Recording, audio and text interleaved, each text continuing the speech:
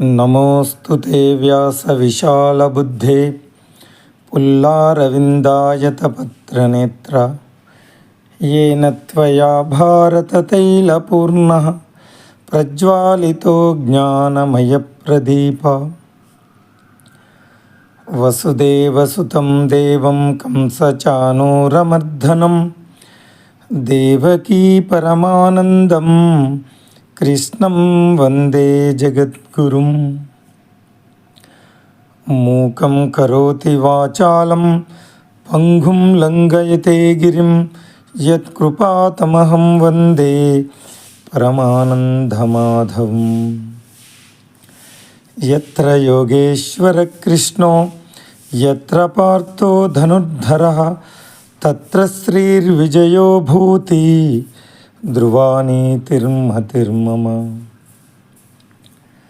భగవాన్ వేదవ్యాసుల శ్రీ చరణారవిందాలకు నమస్కరిస్తూ శ్రీకృష్ణ పరమాత్ముని దివ్య పాద పద్మాలకు ప్రణమిల్లుతూ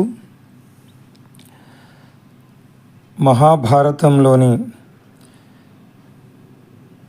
మహనీయుల గురించి ఈరోజు భీష్మాచార్యుల గురించి తెలుసుకుందాం.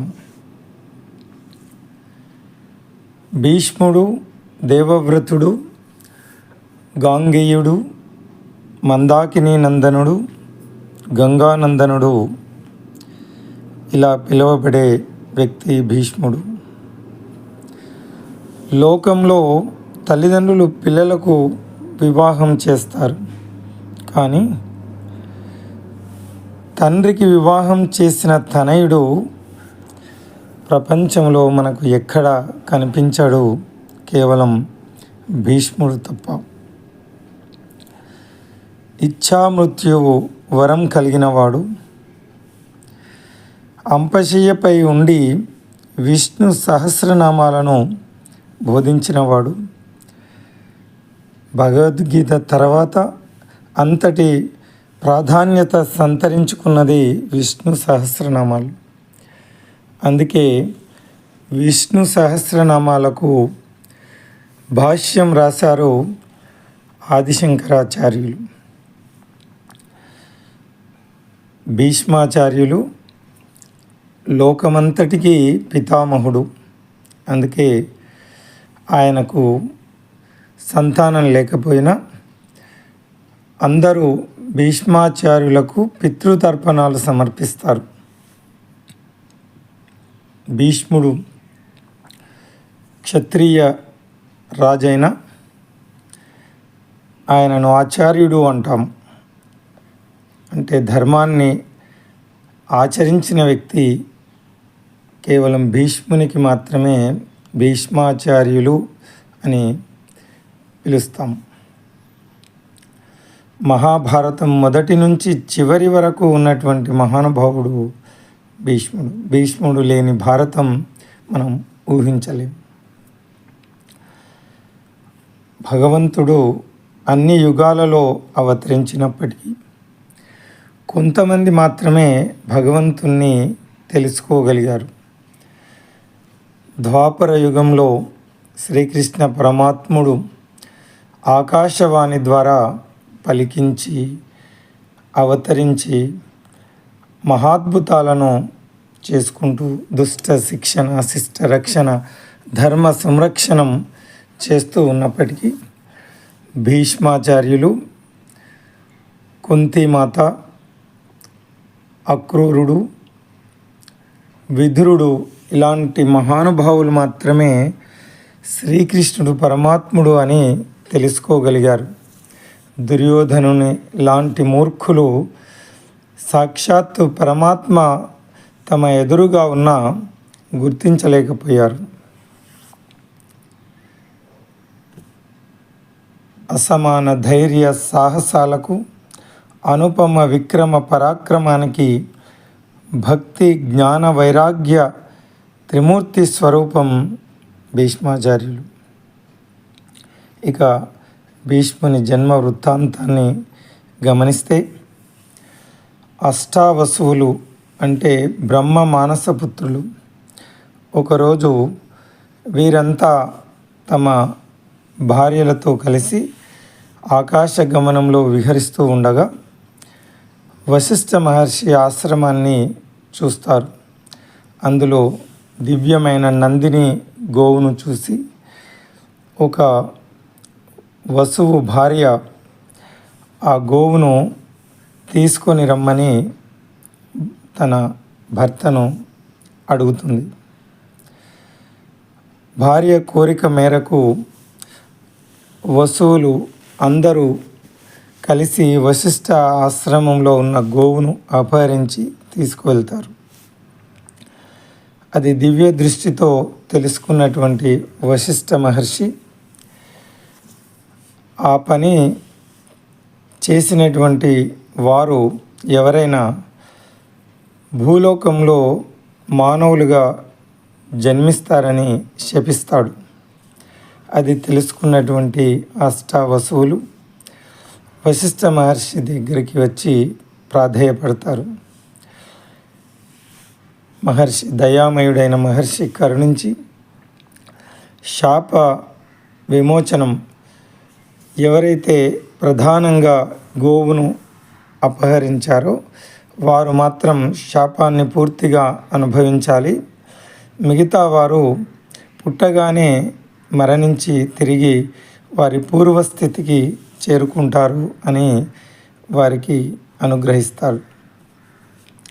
అలా వశిష్ఠ మహర్షి శాపగ్రస్తులైన 8 మంది వసువులు భూలోకంలో జన్మించడానికి తగిన వ్యక్తి గురించి అన్వేషిస్తూ భూలోక మార్గంలో పయనించి వెళ్తూ ఉంటారు. గంగాదేవి ఒకరోజు బ్రహ్మ సభలో రాగా గాలికి ఆమె పైట కొంగు ఎగిరిపోతే సభాసతులు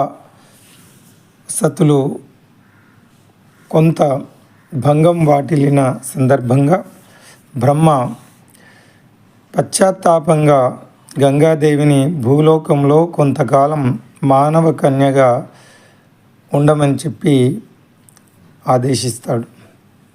అలా గంగాదేవి అనుకూలమైన వ్యక్తికి భార్యగా భూలోకంలో ఉండడానికి గంగామాత వస్తూ ఉన్న క్రమంలో అష్టావసులు గంగామాతను కలిసి విషయం చెప్తారు. గంగామాత గర్భంలో వారిని ధరించమని, పుట్టగానే 7 వసువులను చంపేయమని గంగామాతను ప్రాధేయపడతారు. వారి కోరికను మన్నించిన గంగాదేవి భూలోకంలో చంద్రవంశానికి చెందిన రాజకుమారుడు శంతనుడు గంగా తీరంలో విహరిస్తూ ఉండగా ఒకరోజు మానవ రూపంలో ఉన్నటువంటి గంగాదేవిని చూసి మోహించి వివాహం చేసుకోవడానికి ప్రస్తావన తెస్తాడు. దానికి అంగీకరించిన గంగాదేవి కొన్ని షరతులు విధిస్తుంది.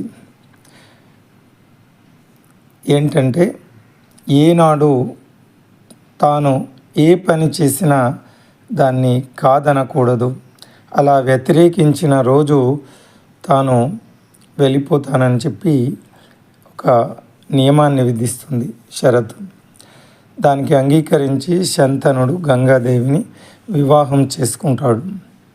అలా శంతన గంగాదేవిలకు వరుసగా 7 మంది సంతానం కలుగుతుంది. పుట్టగానే పుట్టిన పిల్లలను గంగలో వేసి చంపేస్తుంది. ఇచ్చిన మాటకు కట్టుబడి శంతనుడు ఏమీ మాట్లాడాడు. ఇలా 7 మంది పిల్లలను గంగలో వేసి చంపేసిన తర్వాత 8వ సంతానం కలుగుతుంది. అప్పుడు శంతనుడు గంగాదేవిని వారిస్తాడు. ఇలా చంపడం భావ్యం కాదు, నా పుత్రుడు నాకు సజీవంగా కావాలి అంటాడు. నియమించిన షరతు ఉల్లంఘించావు కాబట్టి నేను వెళ్తున్నాను అని నీ పుత్రుణ్ణి పెంచి విద్యాబుద్ధులు నేర్పించి నీకు అప్పగిస్తానని ఆ పుట్టిన పిల్లవాడిని తీసుకొని వెళ్తుంది. అలా పుట్టిన శంతన మహారాజుకు గంగాదేవికి పుట్టినటువంటి వ్యక్తి దేవవ్రతుడుగా పెరిగి పెద్దవాడవుతాడు. యుక్త వయస్సు వచ్చిన తర్వాత సకల విద్యలను పరశురాముని వద్ద శిష్యునిగా చేర్చి నేర్పించి విద్యాబుద్ధులు నేర్పి తిరిగి ఆ దేవవ్రతుణ్ణి శంతన మహారాజుకు అప్పగించి వెళ్తుంది గంగామాత. అలా మహావీరుడైన దేవవ్రతుణ్ణి చూసి సంతోషించి శంతనుడు దేవవ్రతుణ్ణి స్వీకరిస్తాడు. ఇలా కొంతకాలం అయిన తర్వాత ఒకరోజు శంతనుడు గంగా తీరంలో విహరిస్తూ ఉండగా సత్యవతి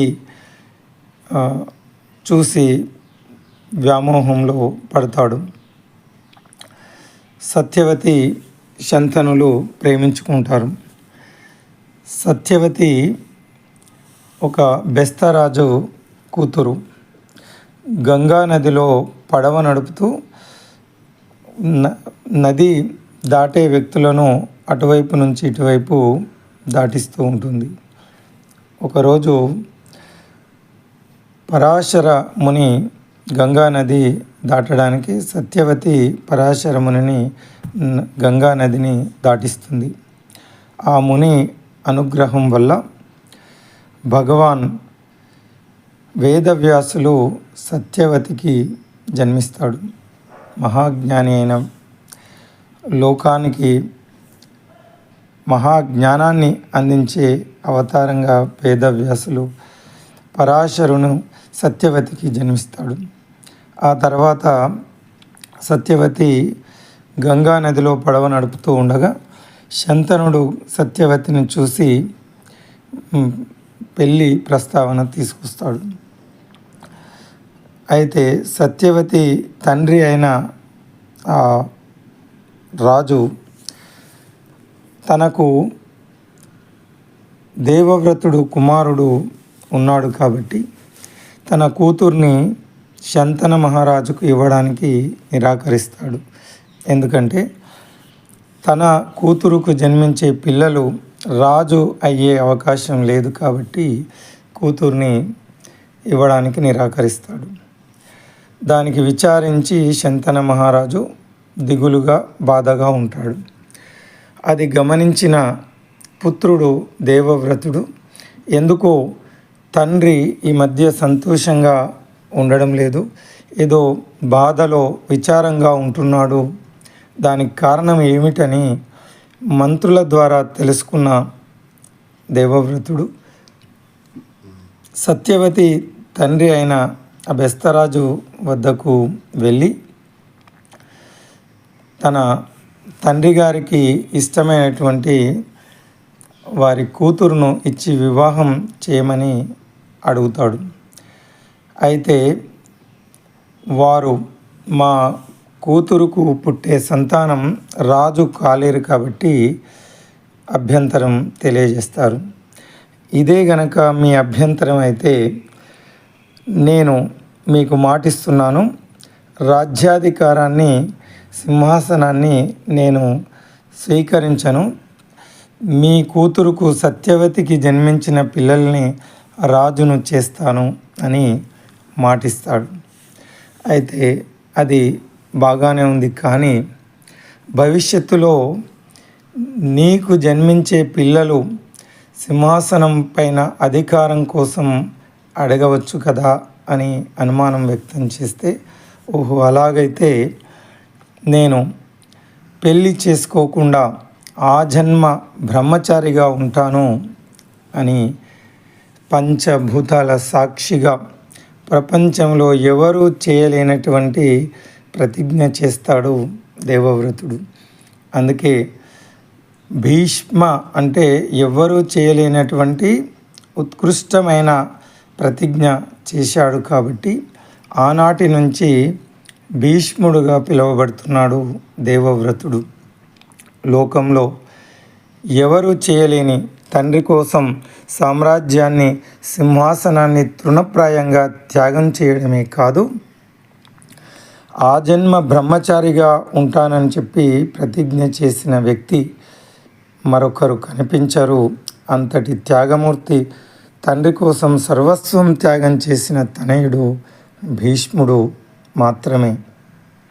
అలా ప్రతిజ్ఞ చేసి సత్యవతికి శంతన మహారాజుతో వివాహం జరిపిస్తాడు. ఆ విధంగా సత్యవతి, శంతన మహారాజులకు చిత్రాంగదుడు, విచిత్రవీరుడు అని ఇద్దరు కుమారులు జన్మిస్తారు. తర్వాత శంతన మహారాజు మరణిస్తాడు. సత్యవతికి పుట్టిన ఇద్దరు కొడుకులు పెరిగి పెద్దవారై వారు బాధ్యతారహితంగా వ్యసనపరులుగా జీవిస్తూ ఉంటారు. అది చూసి తట్టుకోలేక బాధపడిన తల్లి సత్యవతి భీష్ముని అడుగుతుంది. వీళ్ళు బాధ్యతారహితంగా పరులై ఉన్నారు, పెళ్ళి చేస్తే కానీ వీరు బాగుపడరు అని తగిన కన్యలను తీసుకొని వచ్చి తమ్ముళ్లకు వివాహం చేయవలసిందిగా భీష్ముని కోరుతుంది తల్లి సత్యవతి.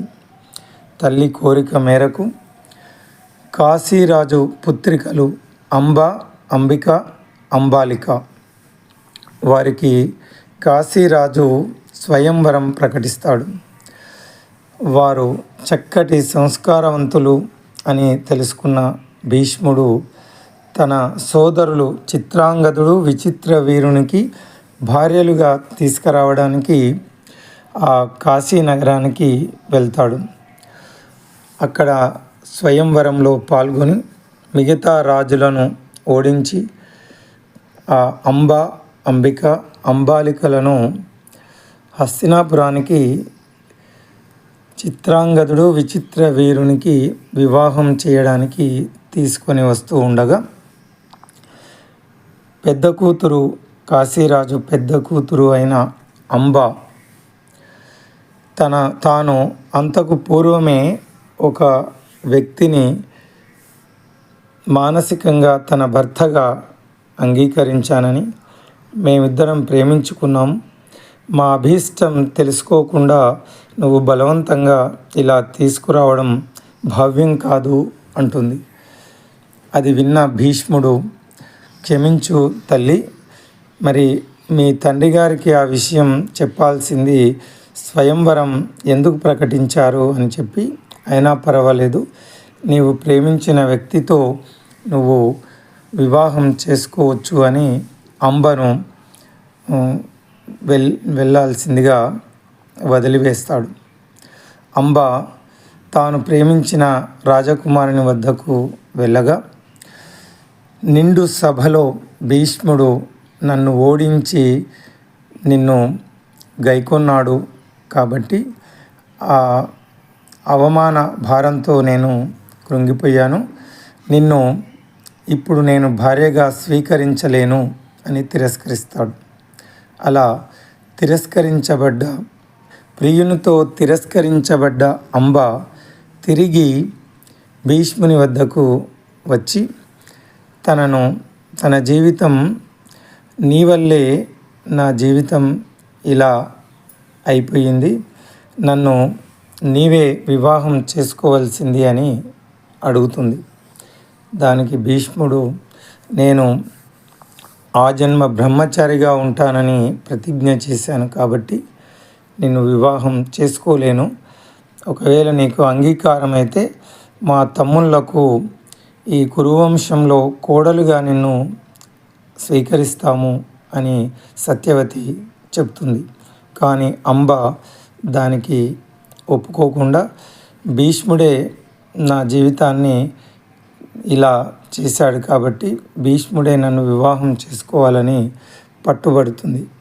దానికి భీష్ముడు అంగీకరించకపోగా ప్రతీకారం తీర్చుకుంటానని చెప్పి వెళ్ళి లోకంలో ఉన్న అందరూ రాజులను భీష్మునికి పై ప్రతీకారం తీర్చుకోవడానికి కోరుతుంది. కానీ ఎవరు భీష్మునితో యుద్ధం చేయడానికి, భీష్ముని చెప్పడానికి ముందుకు రారు. కేవలం భీష్మునికి విద్యాబుద్ధులు నేర్పించిన గురువు పరశురాముడు మాత్రమే భీష్మునికి చెప్పే అర్హత ఉన్నది అని తెలుసుకుని పరశురాముని దగ్గరికి వెళ్ళి ప్రాధేయపడుతుంది. పరశురాముడు భగవంతుని యొక్క అవతారం కాబట్టి పరశురాముడు, నా వద్ద విద్యాభ్యాసం చేసిన భీష్ముడు నాకు తెలుసు. దేవతలు సైతం ధర్మాన్ని తప్పవచ్చేమో, కానీ నా శిష్యుడు ఎన్నడూ అధర్మం చేయడు, అసత్యం పలకడు. నా శిష్యుడు తప్పు చేశాడంటే నేను ఒప్పుకోను అంటాడు. అప్పుడు గత్యంతరం లేక అంబ ఆత్మహత్యా ప్రయత్నం చేస్తుంది. దానికి నివారించి భీష్ముని పిలిపిస్తాడు పరశురాముడు. అయ్యా, ఈ అంబ నిన్ను వివాహం చేసుకోవాలని చెప్పి కోరుకుంటుంది, ఇంత ప్రాధేయపడుతుంది. కాబట్టి గురువుగా నేను ఆజ్ఞాపిస్తున్నాను, అంబను వివాహం చేసుకోమని పరశురాముడు అడుగుతాడు. అయినా మీరు నేర్పిన విద్యే కదా గురువుగారు, ఏనాడు ఇచ్చిన మాట తప్పకూడదు, ధర్మాన్ని ఆచరించాలి అని నేను ప్రతిజ్ఞ చేశాను. కాబట్టి ఈరోజు మాట తప్పను, నేను వివాహం చేసుకోలేను అంటాడు. అలాగైతే మరి నేను మాటిచ్చాను ఈ అమ్మాయికి అని పరశురాముల వారు చెప్పగా, ఏమైనా సరే నేను మాట తప్పను అంటారు భీష్ములు. అలాగైతే మరి నాతో యుద్ధం చేయాల్సి వస్తుంది అంటారు పరశురాముడు. ఆ విధంగా అతి భయంకరమైనటువంటి యుద్ధం పరశురాముడు భీష్ముని మధ్య జరుగుతుంది.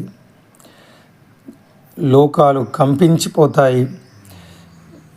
పరశురాముని ఆ పరశువు గొడ్డలి భీష్ముడు ప్రయోగించిన బ్రహ్మాస్త్రానికి లోకాలన్నీ అతలాకుతలం నశించిపోయే ప్రమాదంలో ఉన్నప్పుడు దేవతలంతా వచ్చి యుద్ధాన్ని ఆపేస్తారు.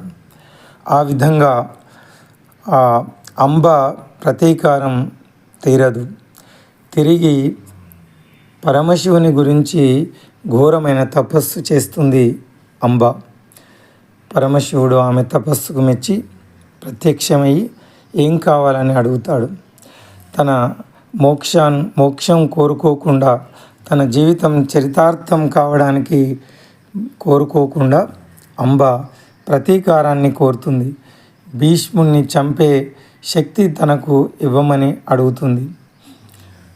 అది సాధ్యం కాదంటాడు పరమేశ్వరుడు. ఎందుకంటే స్వయంగా తండ్రిచే ఇచ్ఛా మృత్యు వరం కలిగిన వ్యక్తి భీష్ముడు. ఆయన అనుకుంటే తప్ప ఆయనకు చావు రాదు. అందుకని భీష్ముని చంపడం ఎవరి వల్ల కాదు, అది తప్ప మరో వరాన్ని కోరుకో అంటారు పరమేశ్వరుడు. ఆ విధంగా భీష్ముని చంపడం కాదు, కానీ భీష్ముని చావుకు నీవు కారణం అవుతావు అని పరమేశ్వరుడు అంబకు అనుగ్రహిస్తాడు.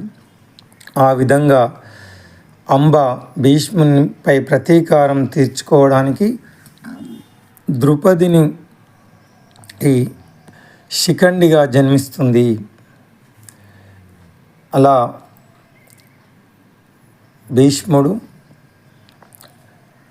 ఈ మిగతా ఇద్దరు కాశీరాజు పుత్రికలను, అంబిక అంబాలికలను చిత్రాంగదుడు విచిత్రవీరునికి వివాహం చేస్తాడు. వారు సంతానం లేకుండానే మరణిస్తారు, చిత్రాంగదుడు విచిత్రవీరుడు. ఇక కురువంశం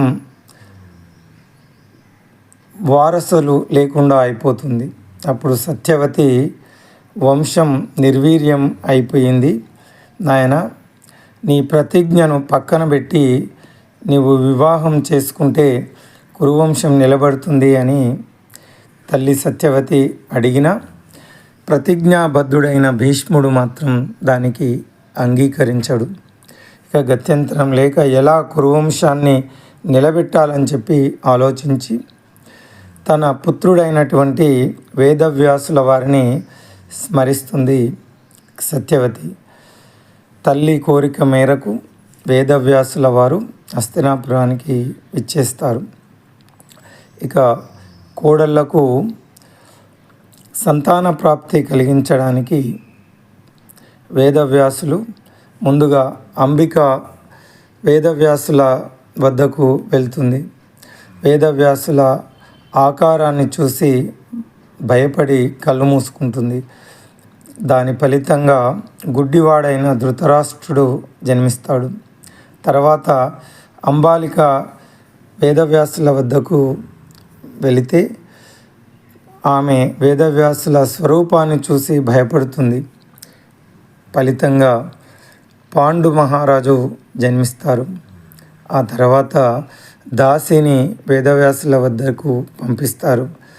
ఆ దాసికి జన్మించిన మహానుభావుడే ధర్మస్వరూపుడు మహాత్ముడు విదురుడు జన్మిస్తాడు.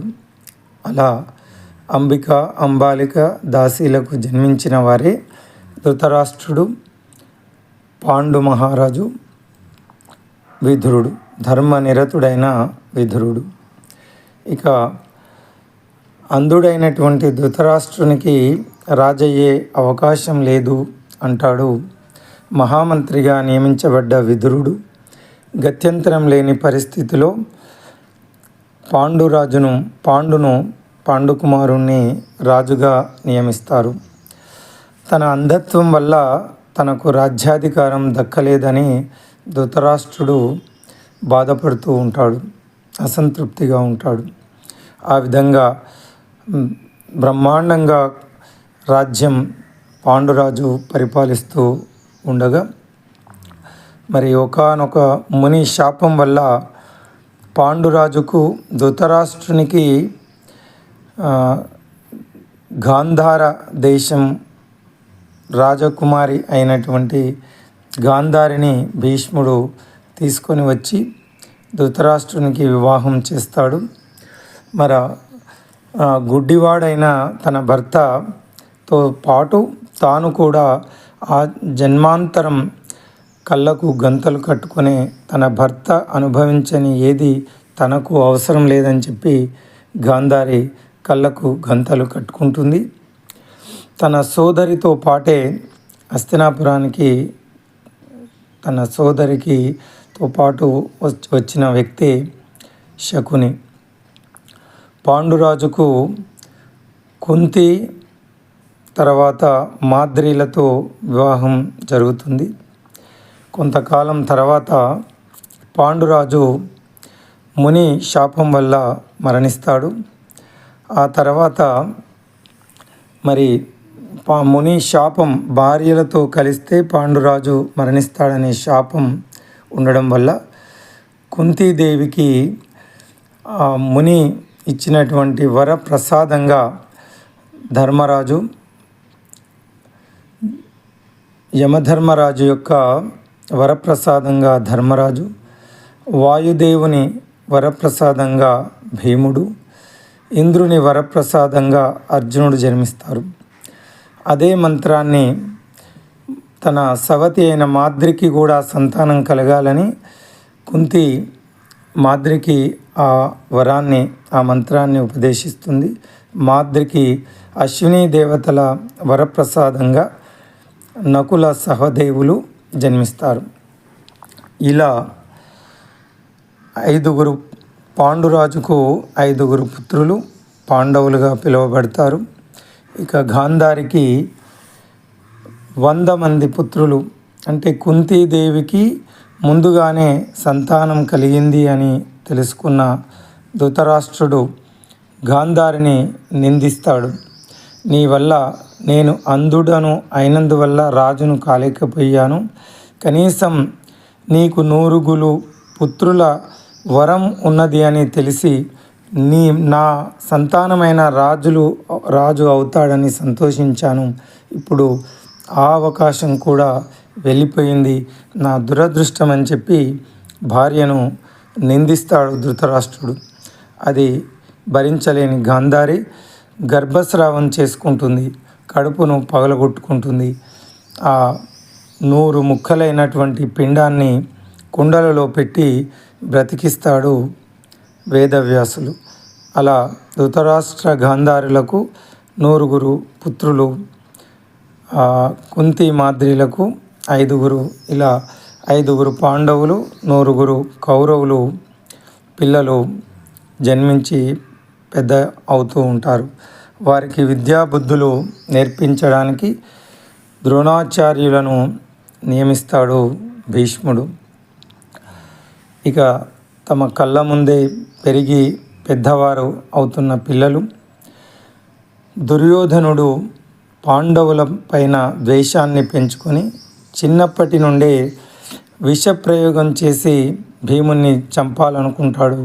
మడుగులో విషమిచ్చి మడుగులో తోసివేస్తాడు. పెద్దగా అయిన తర్వాత లాక్షాగృహంలో వారిని దహించి చంపే ప్రయత్నం చేస్తాడు. ఇక భీష్ముని కళ్ళ ముందే ఈ ఘోరాలన్నీ జరుగుతూ ఉంటే కలిసి బ్రతకలేరు. కళ్ళ ముందే పాండవులను చంపే ప్రయత్నం జరిగిన తర్వాత ఇక కలిసి బ్రతకడం అసాధ్యం అని భావించిన భీష్ముడు తన సామ్రాజ్యాన్ని విభజించమని ధృతరాష్ట్రునికి ఆజ్ఞాపిస్తాడు.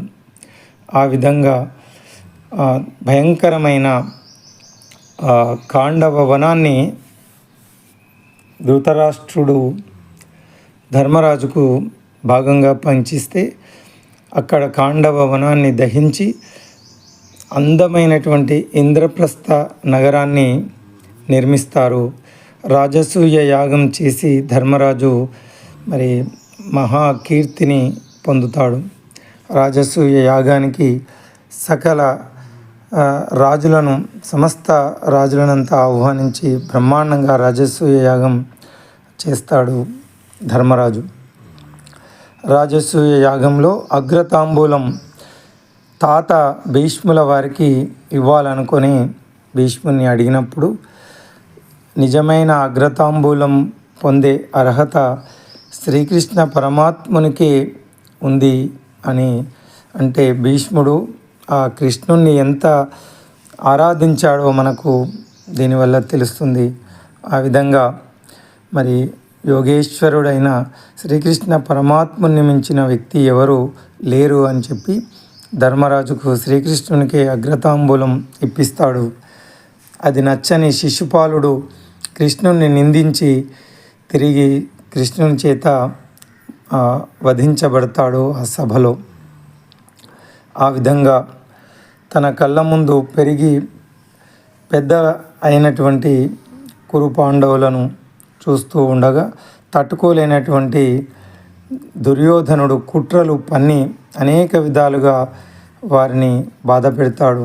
మాయా జూదంలో రాజ్యాన్ని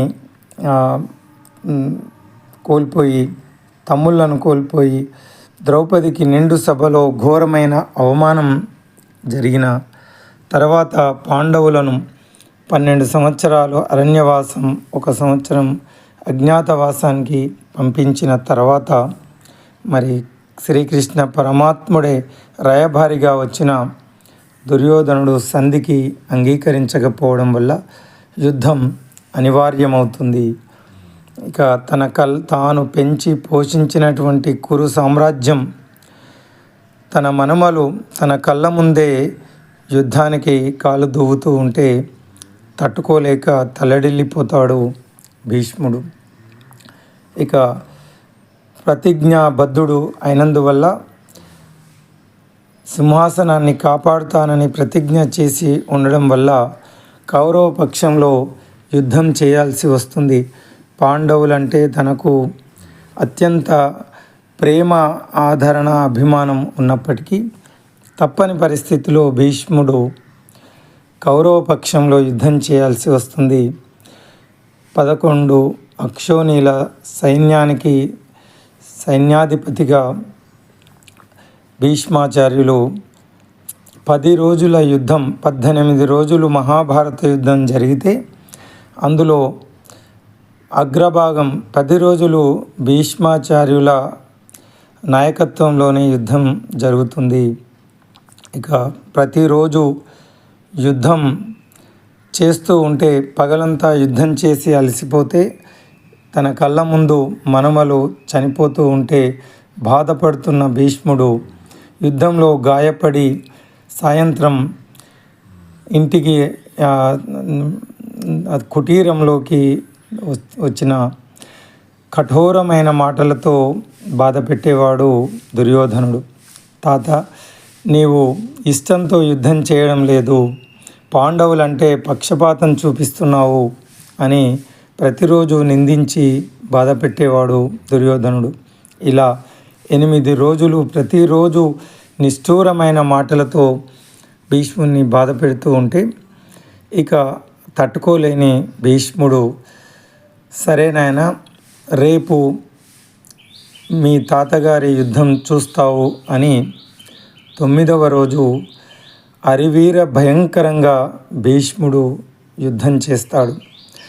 అర్జునుడు, శ్రీకృష్ణుడు ఆ యుద్ధాన్ని చూసి తట్టుకోలేకపోతారు. ఆ రోజు సూర్యాస్తమయం ఎప్పుడవుతుందా అని చెప్పి ఆలోచించే పరిస్థితి. భీష్ముని నివారించడం ఎవరి వల్ల కాదు, సాక్షాత్తు ఆ రుద్ర అవతారంగా అరివీర భయంకరంగా భీష్ముడు పోరాటం చేస్తూ ఉంటే యుద్ధ భూమిలో ఎవరు తట్టుకోలేనటువంటి పరిస్థితి. సైన్యాన్ని చీల్చి చెండాడి వేస్తూ ఆ సాక్షాత్తు ఆ రుద్రావతారంలా కనిపిస్తాడు భీష్ముడు. ఒక్కసారి శ్రీకృష్ణుడు వెనుకకు తిరిగి చూడగా అర్జుని శరీరమంతా రక్తసిక్తమై కారిపోతూ ఉంటుంది.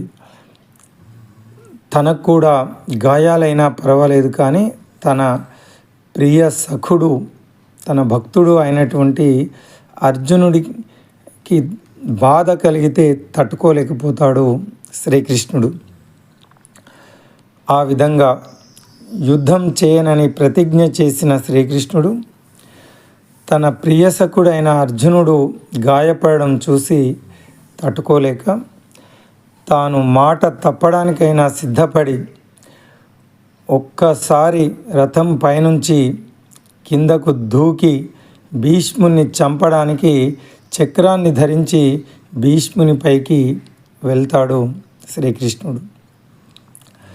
ఇది భగవంతుని యొక్క భక్త వత్సలత. భగవంతుడు భక్తుని కోసం ఎంతవరకైనా మరి దిగజారుతాడు, ఎంత వరకైనా వస్తాడు అనడానికి ఇది నిదర్శనం. ఇద్దరు భక్తులు, భీష్ముడు ఒకవైపు, అర్జునుడు మరొక వైపు.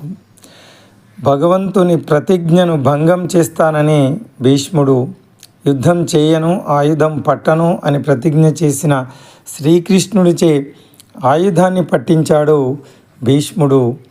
మరి తనకు బాధ కలిగినా పర్వాలేదు, కానీ తన భక్తునికి ఏమి జరిగినా భగవంతుడు తట్టుకోలేడు అనడానికి ఇది నిదర్శనం. భాగవతంలో పోతనామాత్యులు అద్భుతంగా వర్ణిస్తారు ఈ భీష్మ స్తుతిని. అక్కడ ఇది యుద్ధం అయిపోయిన తర్వాత మనకు ఆ 2వ రోజు ఒకవైపు భీష్ముని చంపడానికి చక్రాన్ని ధరించి ముందుకు కృష్ణుడు వస్తూ ఉంటే ఆ తర్వాత అర్జునుడు పరుగున వెళ్ళి ప్రాధేయపడుతూ, వద్దు బావా, వెనకకు రా, నీవు ఆయుధం ధరించనని మాటిచ్చావు, ఇది నీకు మాట తప్పినట్టు అవుతుంది. అర్జునుడు యుద్ధం చేయలేకపోతే కృష్ణుడు ఆయుధాన్ని ధరించాడు అని నాకు అపకీర్తిని తెస్తుంది బావా అని చెప్పి కృష్ణుని నివారిస్తాడు. ఇక 9 రోజులు యుద్ధం గడిచిన తర్వాత భీష్ముని నివారించడం ఎవరి వల్ల కాదు అని శ్రీకృష్ణుడు ధర్మరాజుతో చెప్పడం జరుగుతుంది. భీష్ముని నివారించడం, ఓడించడం ఎవరి వల్ల కాదు. ఆయన చేతిలో ఆయుధం ఉన్నంత వరకు భీష్ముని ఎవరు ఏమీ చెయ్యలేరు. మరి ఎలా ఈ యుద్ధాన్ని గెలవడం అంటే ఏకైక మార్గం అది భీష్ముని అడిగి తెలుసుకోవడం తప్ప, ఆయన కావాలనుకుంటే తప్ప మరి భీష్ముని ఎవరు ఓడించలేరు.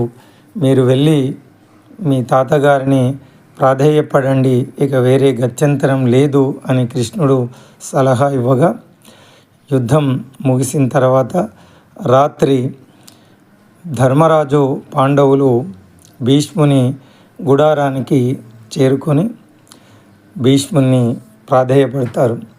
శత్రు భాగంలో ఉన్న పాండవులంటే అత్యంత ప్రీతి కాబట్టి చిన్నప్పుడే తండ్రి లేని పిల్లలను తానే పెంచి విద్యాబుద్ధులు నేర్పించి పెద్ద చేసిన వ్యక్తి తాతగారు కాబట్టి, రండి నాయన ఎందుకు వచ్చారు అని చెప్పి అడుగుతాడు భీష్ముడు. ఏం లేదు తాతగారు, మీతో యుద్ధం చేయడం ఎవరి వల్ల కాదు.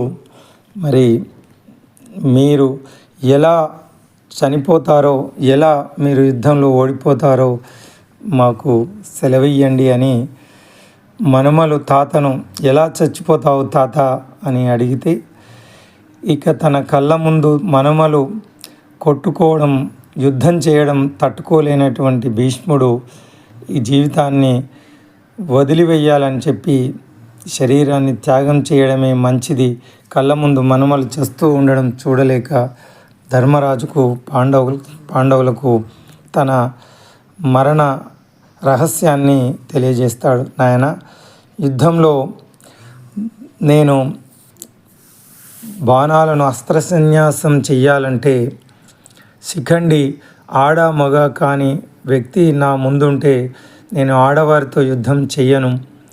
అలా మీరు శిఖండిని ఎదురుగా ఉంచుకుంటే నేను అస్త్రసన్యాసం చేస్తాను, మీరు నా మీద బాణప్రయోగం చేయవచ్చు అని తాను ఎలా మరణిస్తానో మనుమలకు చెప్పినటువంటి మహానుభావుడు భీష్మాచార్యులు.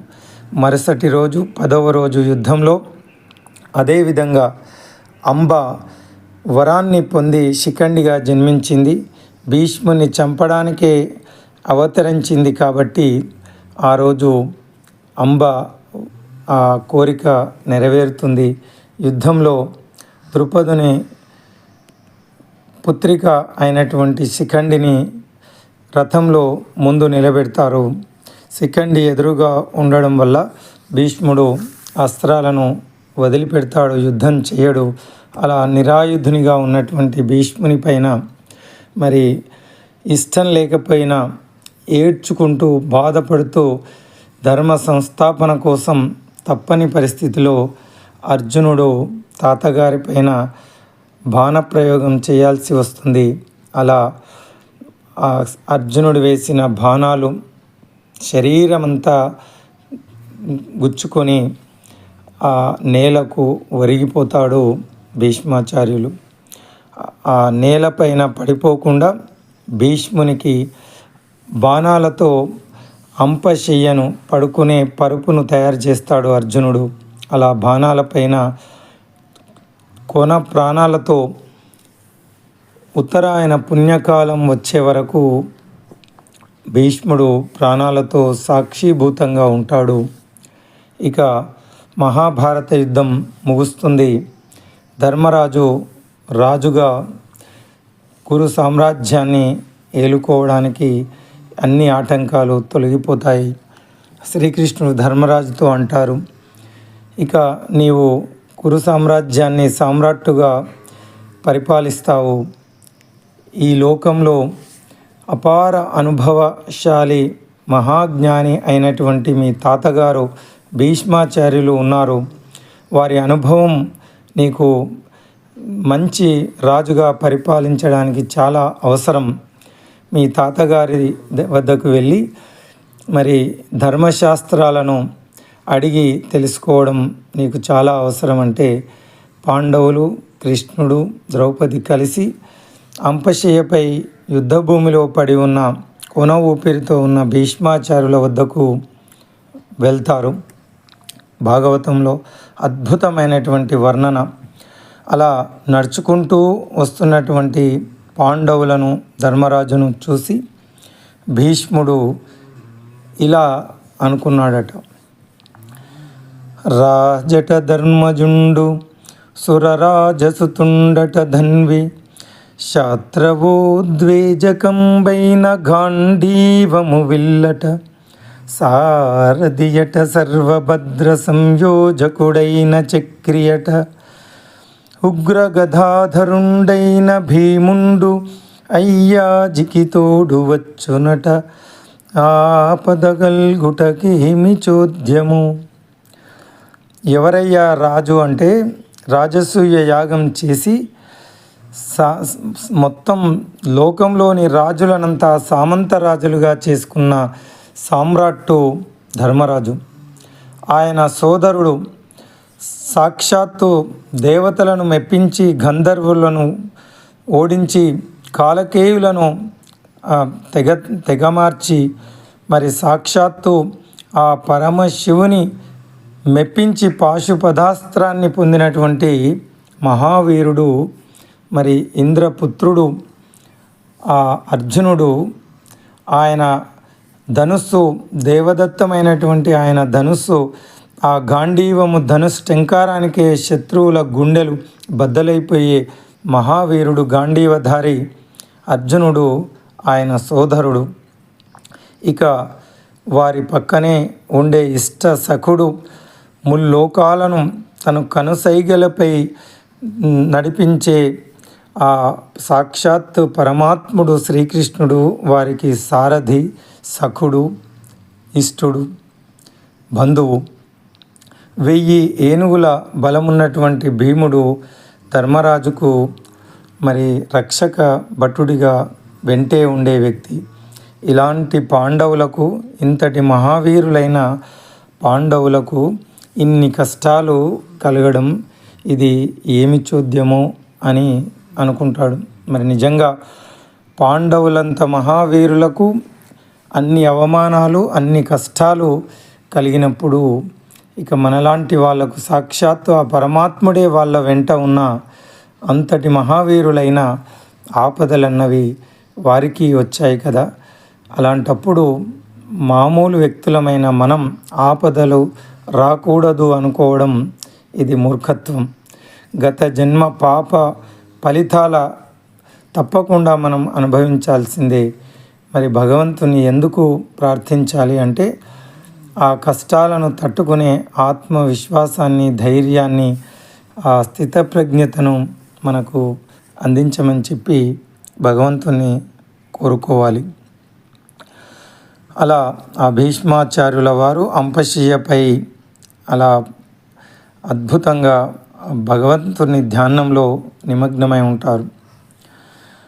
ఆలాపంబులు మాని చిత్తము మనీషాయత్తము చేసి దృగ్జాలంబున్ హరిమోహముపై పరిపి తత్కారుణ్య దృష్టిన్ వినిర్మూలీభూత శరవ్యధా నిచయుండై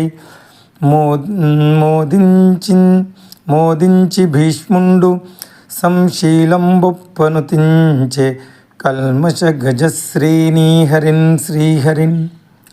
అన్ని ఆలోచనలు మాని ఆ పరమాత్ముని ధ్యానిస్తూ ఉన్నాడట ఆ అంపశయ్యపై భీష్మాచార్యులు.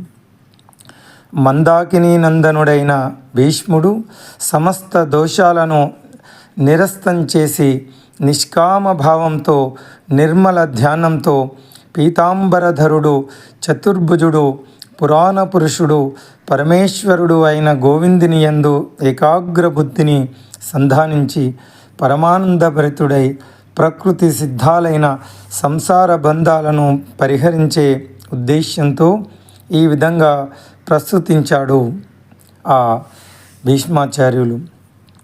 భగవంతుని చూసి ఇలా ఎవరు ప్రార్థిస్తారు? త్రిజగన్మోహన నీలకాంతి తనువుద్దీపింప ప్రాభాత నీరజబంధు ప్రభమైన చేలముపైన్ రంజిల్ల నీలాలకవ్రజ సంయుక్తముఖారవిందము అతిసేవ్యం వై విజృంభింప మా విజయున్ చేరెడివన్నెలాడు మదినావేశించు ఎల్లప్పుడున్. ఎవరు దర్శించినటువంటి దివ్య మంగళ స్వరూపాన్ని, ఆ శ్రీకృష్ణుని రూపాన్ని తను స్మరిస్తూ ఉన్నాడు భీష్ముడు. త్రిజగన్మోహన నీలకాంతి తను ఉద్దీపింప ప్రభాత నీరజ బంధు ప్రభమైన చేలము పైన్ రంజిల్ల. ఆ త్రిజగన్మోహన స్వరూపం నీల కాంతులతో ఉద్దీపించి ఉండగా ఆయన భుజాలపైన ప్రభాత నీరజ బంధు ప్రభమైన చేలము అంటే నీలమేఘ శ్యాముడైనటువంటి ఆ శ్రీకృష్ణుని భుజం పైన మరి బంగారు వన్నెతో మెరిసిపోతున్నటువంటి ఆ చేలము, ఆ వస్త్రము, అది భుజం పైన అది అందంగా కదులుతూ ఉన్నదట. ఇక నీలాలక వ్రజ సంయుక్త ముఖారవిందము అతి సేవ్యంబై విజృంభింప.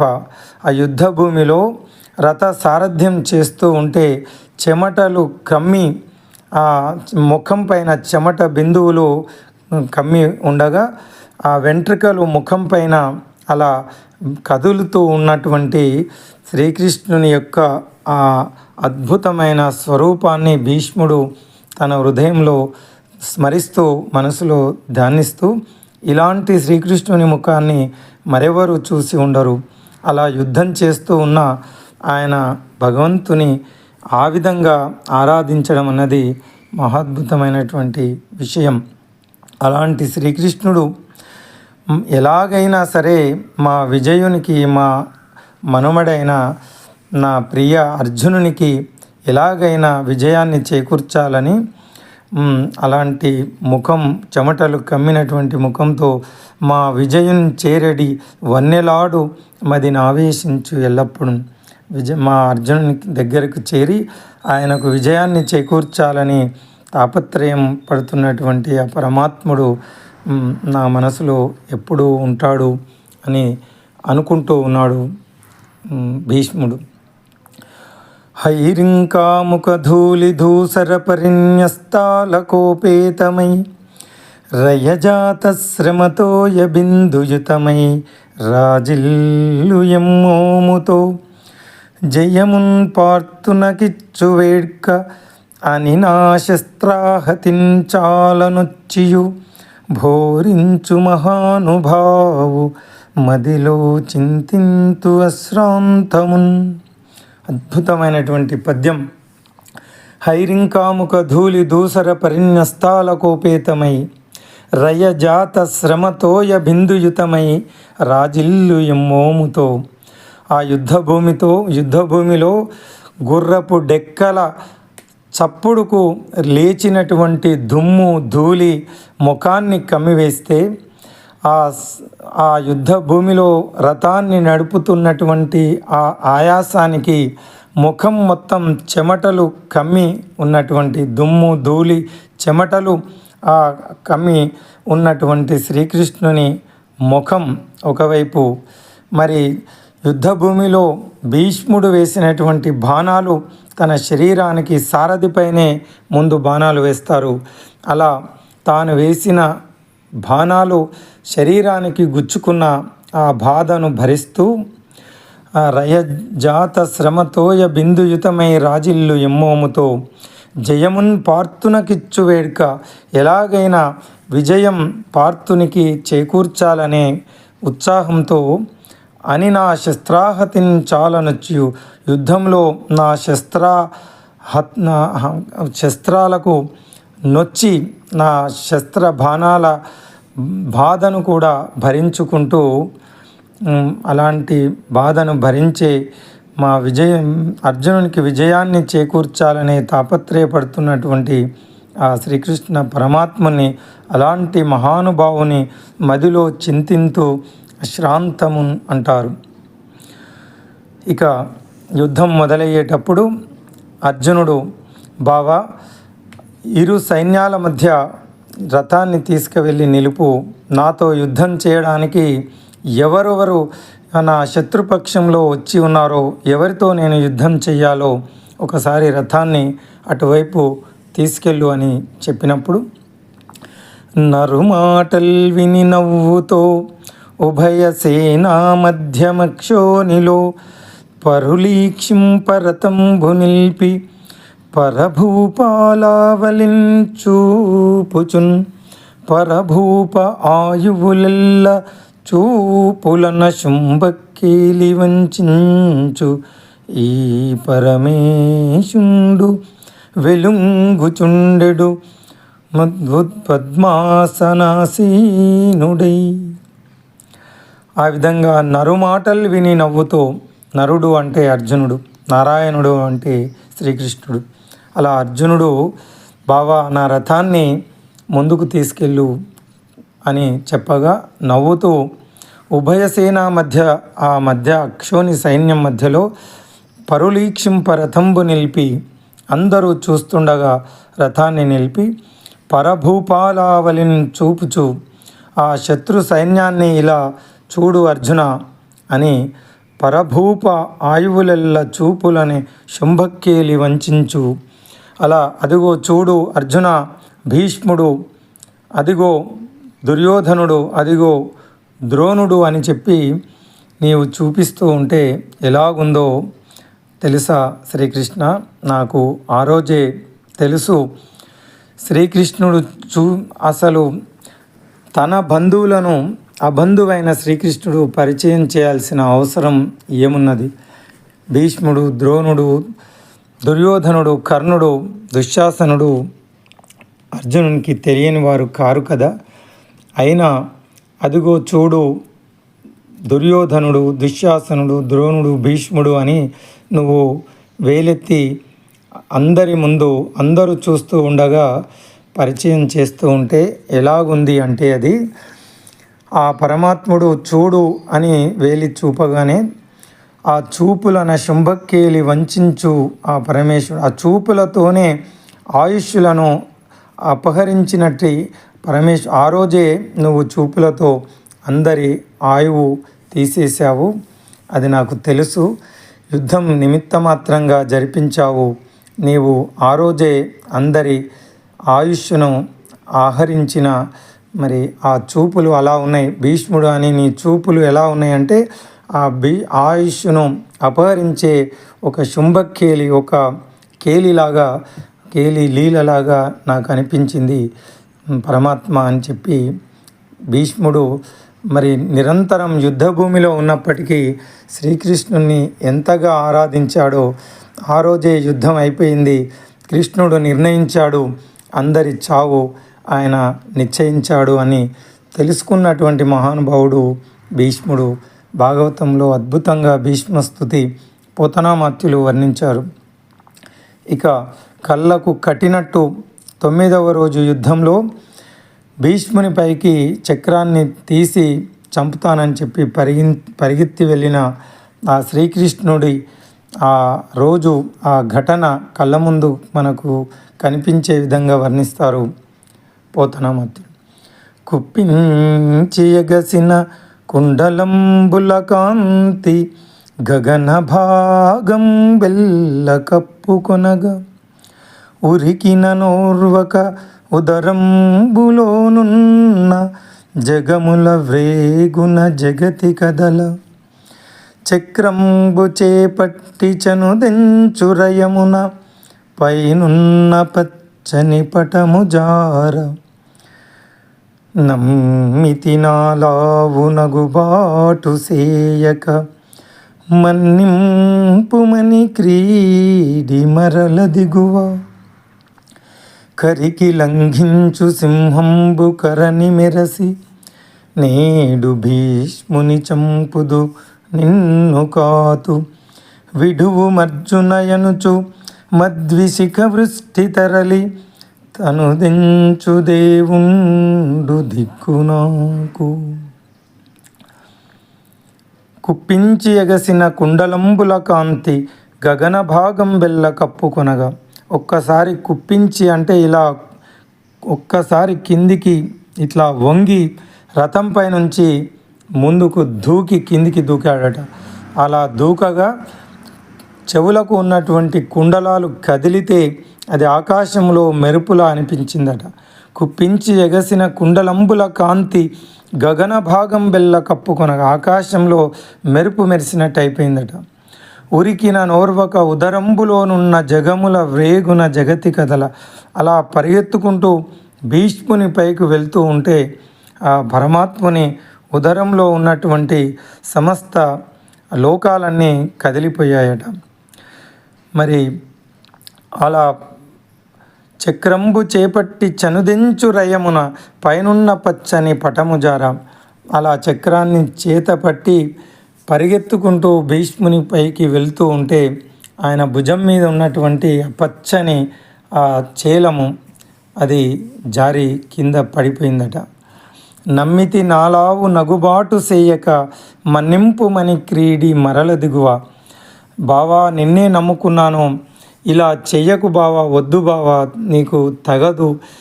లోకం అర్జునుడు యుద్ధం చేయలేకపోతే శ్రీకృష్ణుడు మాట తప్పి ఇలా చక్రాన్ని ధరించాడు అన్న అపకీర్తి వస్తుంది బావా అని చెప్పి అర్జునుడు ప్రాధేయపడుతూ ఉన్నాడట. ఇక కరికి లంఘించు సింహంబు కరణి మెరిసి ఏనుగు కుంభస్థలంపైకి ఎగిరి దూకిన సింహంలాగా ఒక్కసారి ఆ రథం నుంచి కిందికి దూకి నేడు భీష్ముని చంపుదు నిన్ను కాతు విడువుము అర్జున అనుసు. ఎలాగైనా ఈరోజు భీష్ముని చంపేస్తా, నన్ను విడువు అర్జున, ఆపొద్దు అని మద్వి శిఖవృష్టి తరలి అనుదించు దేవుండు దిక్కు నాకు. ఈ విధంగా విడువు అర్జున, భీష్ముని చంపేస్తా అని చెప్పి ఆ రోజు నా పైకి నన్ను చంపడానికి మరి నా మీదికి వస్తున్నటువంటి ఆ పరమాత్ముడు నాకు దిక్కు అంటారు భీష్ముడు. చూడండి, చిన్న కష్టం ఆయాసం వస్తేనే మనం తట్టుకోలేక దేవుణ్ణి సైతం నిందిస్తాం. నిన్ను చంపేస్తా అని చెప్పి చక్రాన్ని పట్టి తన పైకి వస్తున్నటువంటి శ్రీకృష్ణ పరమాత్ముని చూసి ఇది నా మహాభాగ్యము అని తలిచినటువంటి మహాభక్తుడు నిన్ను చంపేస్తా అన్న ఇంతకన్నా భాగ్యం ఉంటుందా అని చెప్పి ఎవరు భగవంతుని మరి వేడుకుంటారు అంటే అది కేవలం భీష్ముని లాంటి మహాభక్తుల వల్లే అవుతుంది. అందుకే భీష్ముడు మహాభక్తుడు. తనకు మృత్యుండు వీని కాచుట మహాధర్మంబు పొమ్మంచు అర్జున సారథ్యము పూని పగ్గముల్ చోద్యంబుగా పట్టుచున్ మునికోలన్ వడిబూని ఘోటకములన్ మోదించి తాడించుచున్ జనులన్ మోహమునొంద చేయు పరమోత్సాహం ప్రశంసించెదన్. శ్రీకృష్ణుడు ఒక లీలలాగా గుర్రాల కళ్ళాలను పట్టి ఒకవైపు తన కోలతో ఇలా ఆడిస్తూ గుర్రాలను ముందుకు నడిపిస్తూ ఉన్నటువంటి, అంటే ప్రతి క్షణం శ్రీకృష్ణ పరమాత్మ ఆ భంగిమలను చూసి పరమానందాన్ని పొందినటువంటి ఆ దివ్య మంగళ స్వరూపం యుద్ధభూమిలో శ్రీకృష్ణుని చూసి పరవశించిపోయిన మహాభక్తుడు భీష్మాచార్యులు. పలుకుల నగవుల నడపుల నలుకల అవలోకనముల నాభీరవధు కులముల మనముల తాలిమి కొలుకులు వదలించు ఘనుని కొలిచెదమదిలో. ప్రతిక్షణం యుద్ధం చేస్తూ ఉన్నప్పటికీ శ్రీకృష్ణుని అనుక్షణం అలా చూస్తూ ఆయన చేష్టలను మదిలో తలుచుకుంటూ మరి ఆ పరమానందాన్ని అనుభవించినటువంటి మహానుభావులు భీష్ములు. మునీంద్రులు నరేంద్రులు చూస్తూ ఉండగా ఇంతకు మునుపు ధర్మరాజు సభామందిరంలోని యజ్ఞ మండపంలో చిత్ర విచిత్ర ప్రభావాలతో ప్రకాశించే విశ్వనాథుడు నా చూపుల్లో స్థిరంగా ఉన్నాడు అంటారు. ఒక సూర్యుడు సమస్త జీవులకు తానొక్కొక్కడై తోచు పోలిక ఏ దేవుడు సర్వకాలము మహాలీలలన్ నిజోత్పన్న జన్య కదంబంబుల ఉత్సరోరుహములన్ నానా విధానోన రూపకుడై ఒప్పుచునుండు అట్టి హరిని ప్రార్థింతు శుద్ధుండనై. అలా భీష్ముడు ఆ శ్రీకృష్ణ పరమాత్ముని ఆత్మలో మరి నిక్షిప్తం చేసి తన గుండెల్లో కొలువు తీర్చి మన మనసులో నిండుగా పరమాత్మను ధ్యానించినటువంటి మహానుభావుడు. అలా 10 రోజులు యుద్ధం చేసి చివరి రోజు మరి ఆ అంపశయ్యపై పడి 58 రోజుల తర్వాత ఉత్తరాయణ పుణ్యకాలంలో తన ఆ అంపశయ్యపై అద్భుతమైన విష్ణు సహస్రనామాలు ధర్మశాస్త్రాలను అన్నిటినీ ధర్మరాజుకు పాండవులకు బోధించి పుణ్యకాలం ఉత్తరాయణంలో మరి పరమపదించినటువంటి మహానుభావుడు భీష్మాచార్యులు. దీనివల్ల ఉత్తరాయణం దక్షిణాయనం మరి ఉత్తరాయణ పుణ్యకాలం యొక్క గొప్పతనం కూడా మనకు తెలియవస్తుంది. ఇది మహాద్భుతమైనటువంటి భీష్ముని వృత్తాంతము. మిత్రులారా, ఓం తత్సత్.